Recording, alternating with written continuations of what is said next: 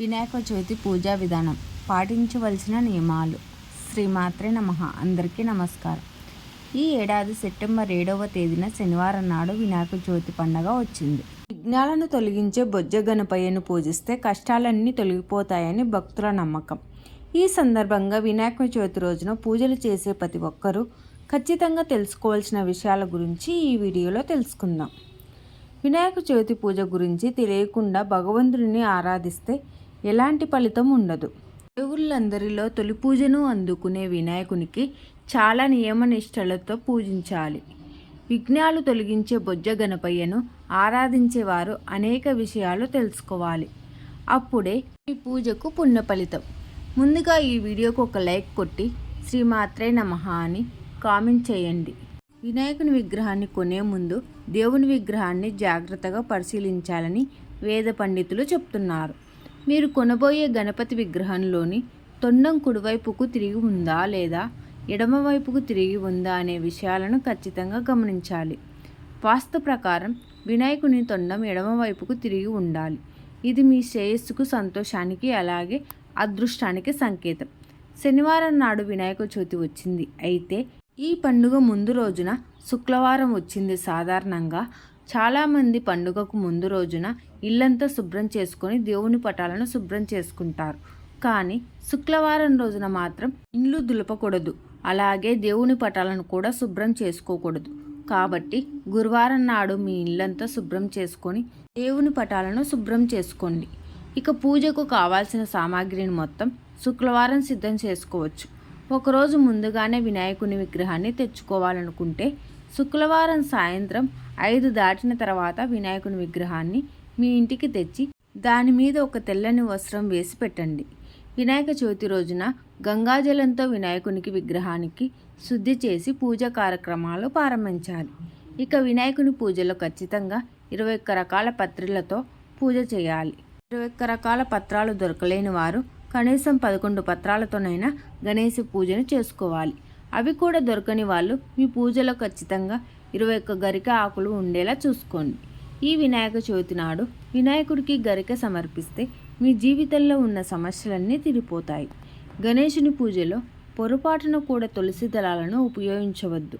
ఎందుకంటే గణేశుడు ఒకసారి తులసిని శపించాడు. కాబట్టి గణపతి పూజలో తులసి దళాలను ఉపయోగించుకోకూడదు.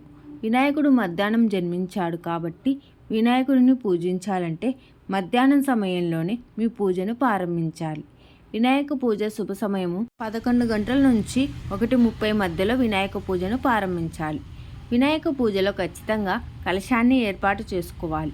కలశంలో గంగాజలం, కుంకుమ, అక్షింతలు, కొన్ని నాణ్యాలు వేసి మామిడి ఆకులు పెట్టి ఆ మామిడి ఆకులపైన కొబ్బరికాయను పెట్టండి. ఈ కలశం ముందు విగ్రహాన్ని ప్రతిష్ఠించండి. విగ్రహం పాదాల దగ్గర ఒక చిన్న దీపం వెలిగించి పూజ చేసుకోవాలి. ఇక గణపతికి ఇష్టమైన పూలు ఏమిటంటే మందారం పువ్వు, మల్లెపూలు, గన్నేరు పూలు, అలాగే చామంతి పూలు. మీరు పూజించే వినాయకుని విగ్రహము పసుపు రంగులో కానీ, ఎరుపు రంగులో కానీ, తెలుపు రంగులో కానీ ఉండాలి. డబ్బు సమస్యలు ఉన్నవారు, అప్పుల సమస్యలతో ఇబ్బంది పడుతున్నవారు తెలుపు రంగులో ఉన్న వినాయకుని విగ్రహాన్ని పూజిస్తే మీకున్న డబ్బు కష్టాలన్నీ తొలగిపోతాయి. గణపతికి నైవేద్యంగా ఉండ్రాళ్ళు, కుడుములను నివేదించాలి.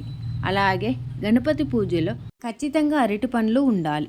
వినాయకుడికి కుంకుమ అంటే చాలా ఇష్టం కాబట్టి ఈ వినాయక చవితి రోజున మీ ఇంట్లో ఉన్న ప్రతి ఒక్కరూ వినాయకుడి విగ్రహానికి కుంకుమ బొట్టు పెట్టి నమస్కారం చేసుకోవాలి.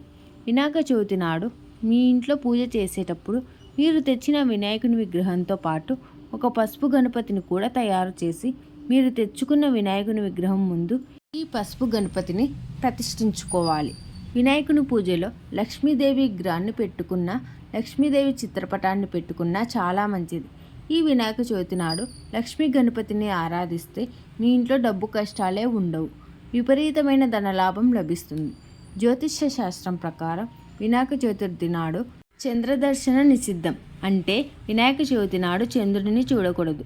చవితి నాడు చంద్రుడిని చూస్తే మీ జీవితంలో ఎన్నో కష్టాలు ఏర్పడతాయి. చవితి రోజున చంద్రుడిని చూడడం వల్ల కృష్ణుడు కూడా నిందలను ఎదుర్కొన్నాడంట. కాబట్టి ఈ వినాయక చవితి నాడు ఎవరైతే చంద్రుడిని చూస్తారో వాళ్ళు నీలాప నిందనలు పడాల్సి వస్తుందని ఆ గణపతి చంద్రునికి శాపం విధించాడు. గణేష్ చతుర్థి రోజున రాత్రి 8:44 వరకు చవితి ఉంటుంది కాబట్టి ఈ సమయం వరకు పొరపాటున కూడా చంద్రుడిని చూడకూడదు. ఒకవేళ పొరపాటున చంద్రుడిని చూసినట్లయితే మీ పూజ గదిలో ఉన్న అక్షింతలు తల మీద వేసుకొని వినాయకుడిని క్షమించమని అడగాలి.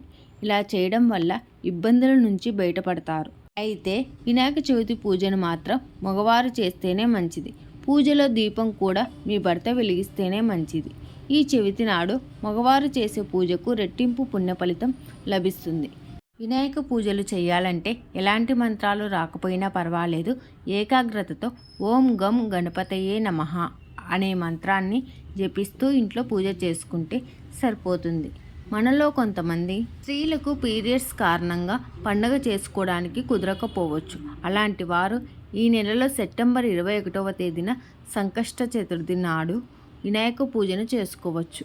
పురాణాల ప్రకారం బొజ్జ గణపయ్య తండ్రైన పరమేశ్వరుడు ఎక్కువగా ఉత్తర దిశలో నివసిస్తాడు. కాబట్టి ఇంట్లో పూజ చేసే గణపతి విగ్రహాన్ని పశ్చిమ, ఉత్తరం, ఈశాన్యం దిక్కులో ప్రతిష్ఠించి పూజ చేసుకోవాలి. అయితే ఎట్టి పరిస్థితుల్లోనూ దక్షిణ దిశలో మాత్రం విగ్రహాన్ని ప్రతిష్ఠించుకోకూడదు. ఎందుకంటే ఈ దిశలో యమధర్మరాజు ఎక్కువగా నివాసం ఉంటారు. కొత్తగా పెళ్ళైన జంటలు రాగితో తయారు చేసిన గణేష్ విగ్రహాన్ని పూజిస్తే చాలా మంచిది. ఈ వీడియో కనుక మీకు నచ్చినట్లయితే ప్లీజ్ లైక్ చేసి మీ ఫ్రెండ్స్కి షేర్ చేయండి. అలాగే మా కొత్త వీడియోస్ మీకు వెంటనే చేరాలంటే మా ఛానల్ని సబ్స్క్రైబ్ చేసుకొని పక్కనే ఉన్నటువంటి బెల్ ఐకాన్ని ప్రెస్ చేయండి. Thank you for watching.